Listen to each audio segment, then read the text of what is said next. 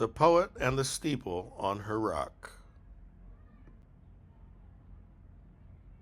It is hard accommodating ourselves to fate. Though we learn to do so, we learn it late. The stars keep their distance to console, to placate. They bring unearthly silences to the hearer, so rendering her estrangement dearer.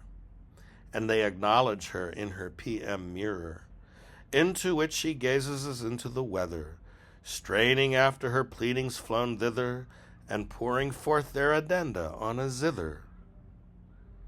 And now and then they come to sip at the spillage, restraining themselves from starry pillage, peering down on her steeple, into her village, never minding the burghers, their merits, their faults, yet keen on their clockwork which never halts, setting divisions for their serenade, their waltz.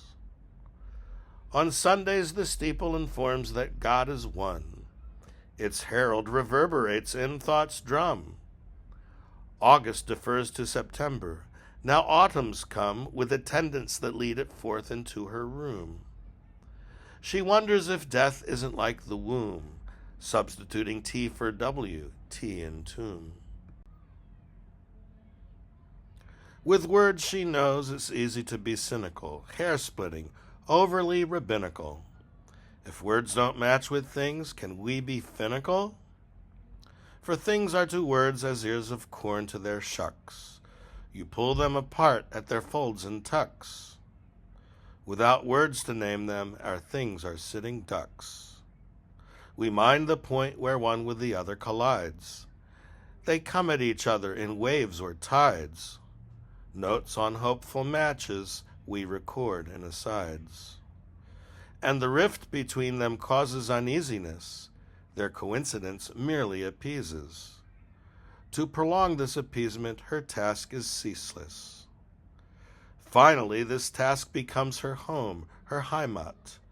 And her home is her word. Can she rhyme it?